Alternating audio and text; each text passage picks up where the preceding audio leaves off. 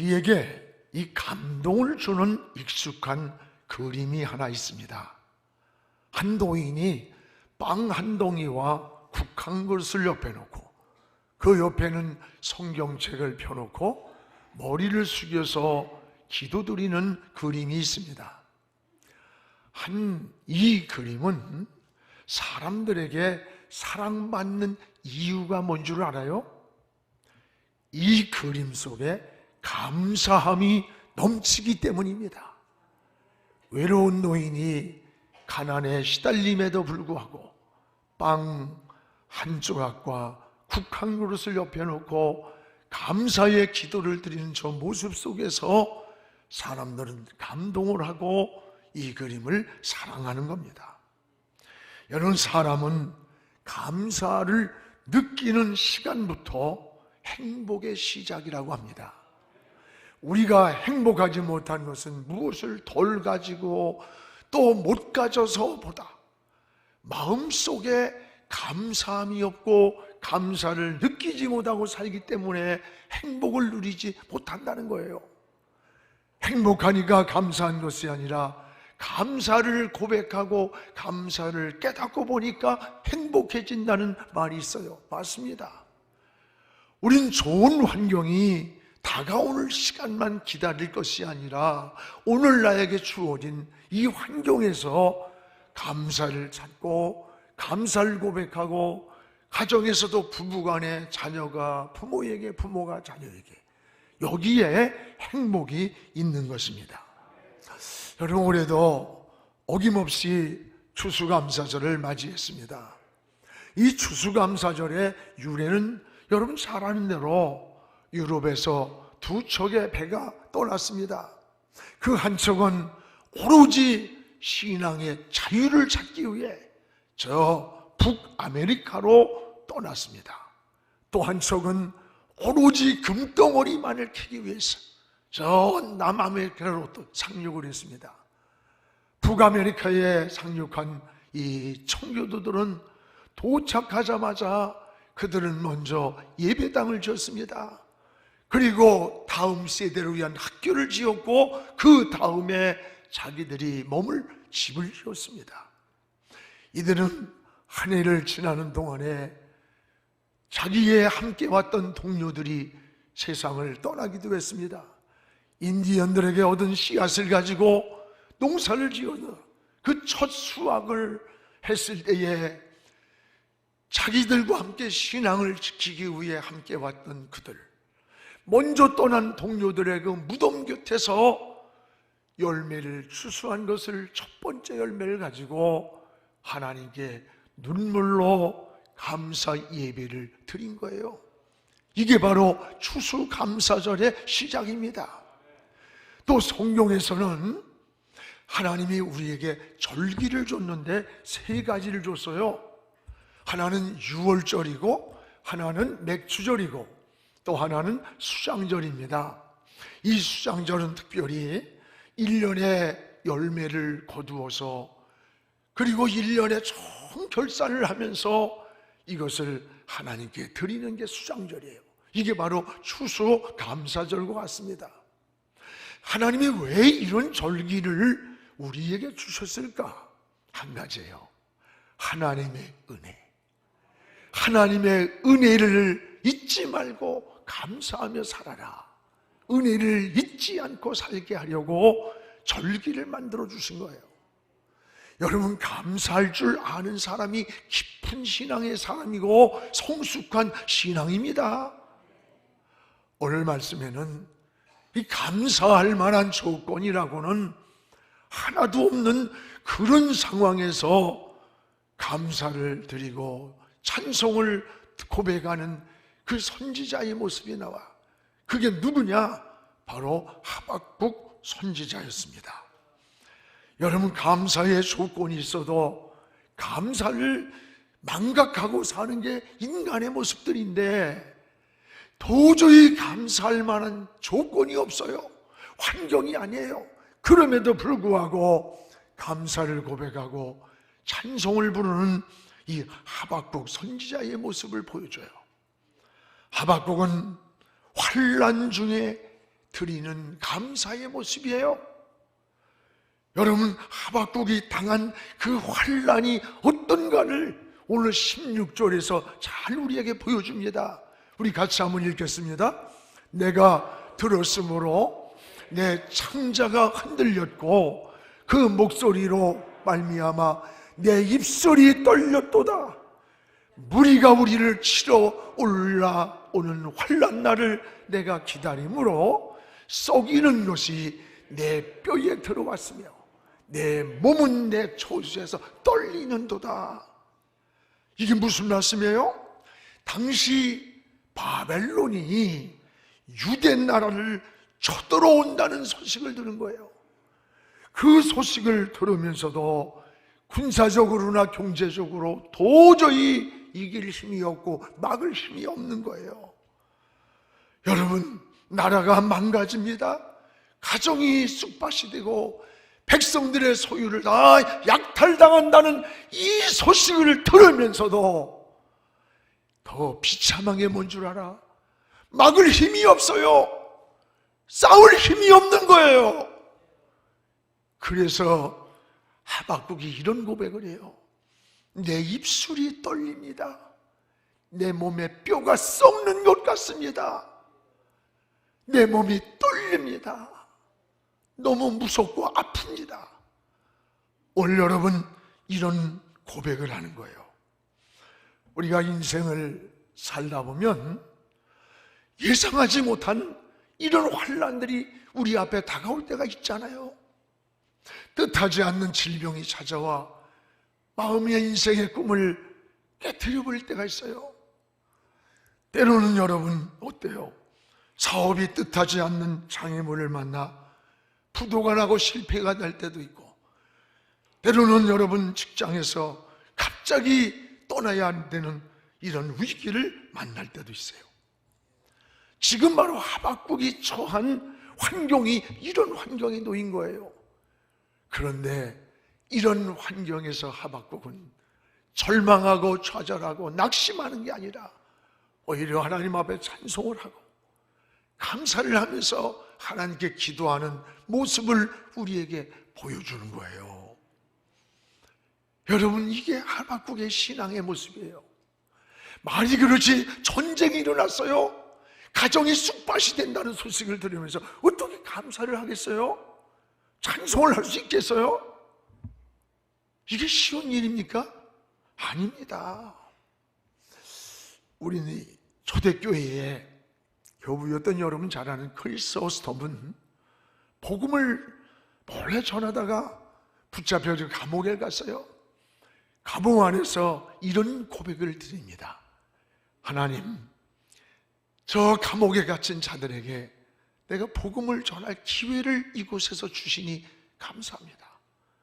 그 안에서 감옥에서 몰래 복음을 전하다가 발각이 돼가지고 이번 사형원도를 받았어요. 이때에도 하나님 앞에 그는 감사를 이렇게 고백합니다. 주님, 저 같은 사람을 순교의 반열에 세워주시니 감사합니다. 이제 그는 사형원도를 받고 교수형을 받게 됐어요. 교수형을 집행되려는 그 순간 사형 중지 명령이 내려왔습니다. 이 소식을 듣고 그는 또 눈물로 감사를 이렇게 고백하는 거예요. 하나님, 제가 아직도 이 땅에 할 일이 남아 있습니까? 나에게 할 일이 남아 있다면 더욱 충성할 수 있는 기회를 주신 하나님 감사합니다.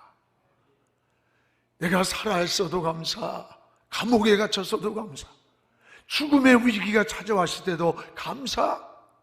이것이 하나님의 사람의 모습이에요. 이것이 신앙의 은혜를 알고 은혜를 체험했던 크리스 오스톰의 고백의 글입니다. 여러분, 하나님의 은혜, 이 하나님의 은혜를 아는 사람은 모든 게 감사가 되는 거예요. 은혜가 있느냐 없느냐는 뭐 떠들고 능력을 받고 그런 게 아니에요. 마음에서 감사가 느껴지고 입에서 감사가 고백되고 생각하면서 삶이 감사한 거예요.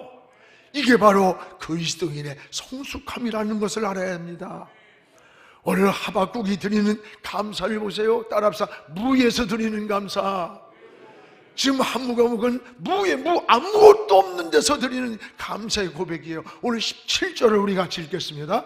비록 무화과 나무가 무성하지 못하며 포도 열매에 열매가 없으며 감람나무에 소출이 없으며 밭에 먹을 것이 없으며 우리의 양이 없으며 외양간에 소가 없을지라도 여호와로 말미암아 나는 감사한다는 고백이에요. 한 해 농사를 지었습니다. 그런데 아무 소득이 없어요. 요즘 문화로 말하면 사업을 했어요. 장사를 했는데 한 해 결산이 마이너스야. 아무것도 없어. 오늘 여기 17절 한 절 속에 무려 6가지가 없다고 하는 고백이 나와요. 그러나 여기서 지적한 6가지는 절대로 그들이 살아가는데 필요한 필수 조건들입니다. 당시에 무화과 나무의 열매는 양식의 일종이에요.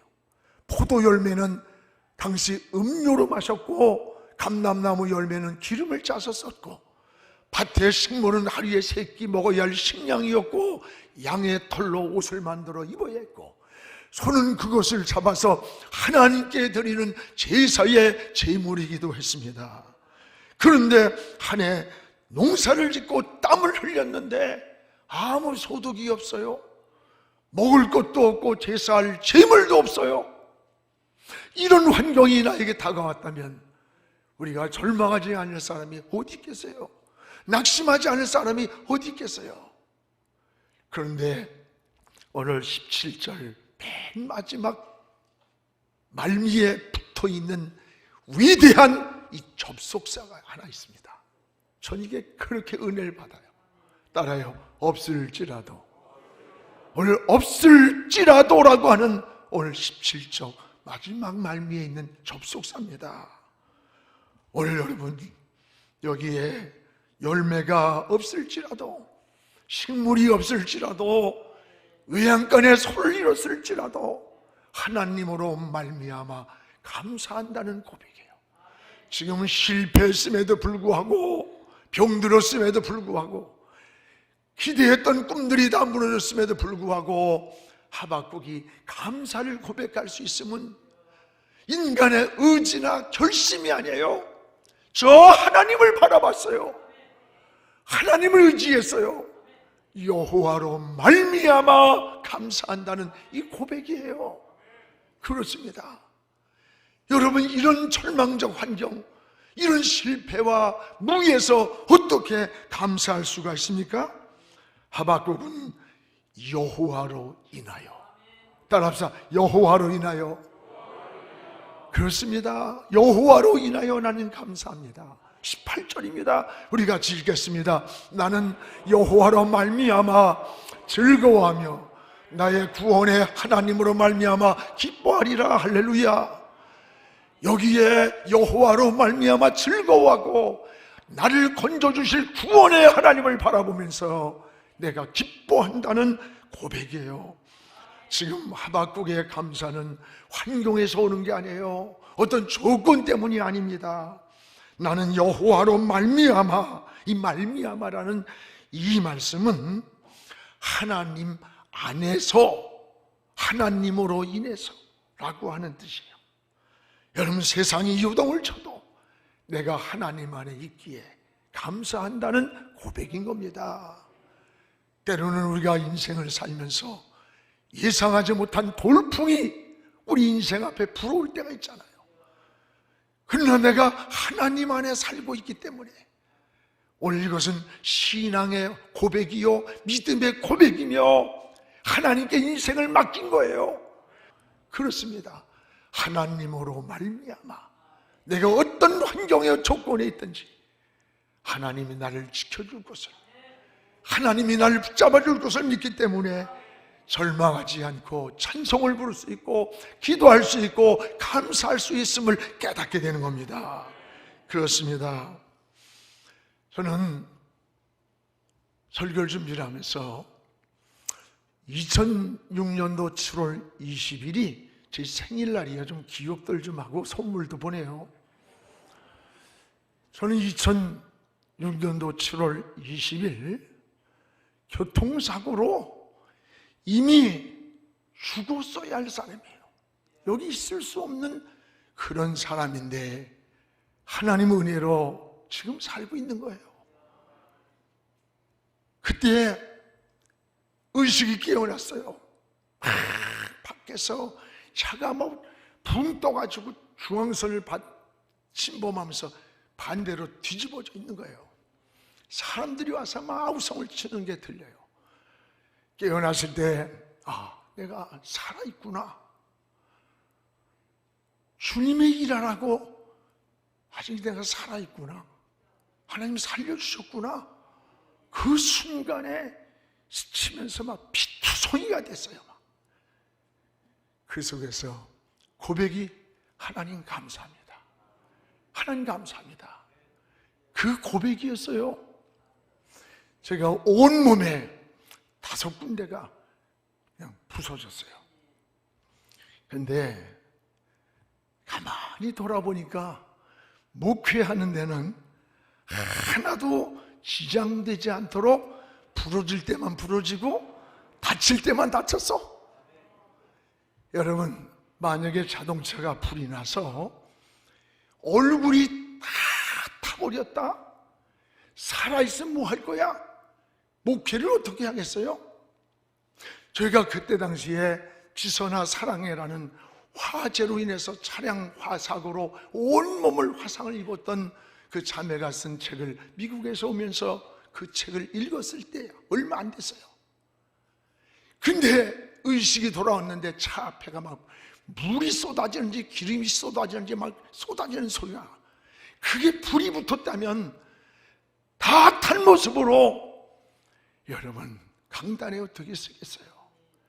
목사님 사랑합니다 어쩌고 그러지만 막상요 다 찌그러지고 일그러지고 그런 모습으로 서서 설교한다고 하면 무슨 사랑이야? 그렇다고 목사가 가면을 쓰고 설교를 할 수 있겠어요? 16년이 지난 오늘도 추수감사절 설교를 준비하면서 그저 하나님 감사합니다. 오늘 하루도 도움으로 산 시간이 참 많이 살아왔습니다. 감사합니다 라고 하는 고백이었어요. 사랑하는 여러분, 오늘 하박국은 환난 속에서 아무것도 없는 이런 것 속에서 감사를 고백하고 있는 거예요. 이 감사를 깨달아지는 게 바로 은혜라는 겁니다. 이건 좋은 조건에서 감사가 아니에요. 여러분, 어떤 조건만 와야 감사하는 건 좋은 일이지만 굉장히 위험한 신앙이에요. 사업이 잘 되기 때문에 감사하는 거 당연해. 그러나 그것으로 멈추면 사업이 안 될 때 어떻게 할 거예요? 건강하기 때문에 감사합니다. 좋은 거예요. 그러나 병들었을 때는 어떻게 할 거예요? 여러분이 기대하던 꿈과 다를 때 어떻게 할 겁니까? 감사가 원망으로 불평으로 절망으로 변하게 되는 거예요. 그래서 성경은 범사라는 말씀이 있어요. 범사에 감사라. 잘 될 때만이 아니라 안 될 때에도, 건강할 때만이 아니라 병들었을 때에도, 내가 성공할 때만이 아니라 실패했을 때에도, 이것이 바로 범사라는 고백인 것입니다. 사랑하는 여러분, 기도도 마찬가지예요. 우리는 하나님 앞에 자꾸 흥정을 해. 하나님, 이거 뭐 하면 내가 이렇게 하겠습니다. 뭐 좋은 일이에요. 그러나 여러분, 좋은 대학에 합격하면 헌신하겠습니다. 사업이 잘 되면 축복 주시면, 시간 주시면 충성하겠습니다. 건강 주시면 뭐 하겠습니다. 물론 좋은 거예요. 안 한다는 인간보다 100배 낫지. 그러나 이것은 성숙한 깊은 기도가 아니에요. 올바른 기도도 아닙니다. 왜? 하나님은 이미 우리에게 모든 걸 주셨어요. 이미 하나님이 주신 은혜, 그 은혜를 모르는 사람이 하는 고백이야. 은혜를 그 주셔도 또 부도를 내고 말아. 그래서 우리 신앙은요 항상 세 가지의 감사의 고백이 있어야 돼요. 하나는 여기까지 인도하신 에베네셀의 하나님, 지금 나와 함께 하시는 임마누엘의 하나님, 그리고 나의 미래를 이미 준비해놓고 계시는 저 여호와 이레의 하나님, 과거와 현재와 그리고 미래를 주관하시는 하나님께 감사하는 거예요. 이게 범사의 감사고 믿음의 감사인 것입니다. 오늘 우리의 신앙이 이런 감사가 회복되기를 주님의 이름으로 축원합니다. 또한 여기 하박국은요 조건이 아닌 구원의 하나님께 감사를 드린다 라고 하는 고백인 것입니다. 나의 구원의 하나님으로 말미암아 내가 기뻐하리라. 여기 실패와 고난과 역경이 있지만 나를 건져주실 하나님, 나를 고쳐주실 구원의 하나님을 바라보면서 감사를 드린다는 고백을 하는 거예요.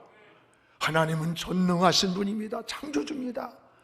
우리를 원수의 손에서 건져주시는 하나님, 넘어진 자리에서 일으켜주신 하나님, 우리를 고쳐주신 하나님, 회복시켜주시는 그 구원의 하나님, 그 구원의 하나님을 바라보면서 감사한다는 고백인 거예요.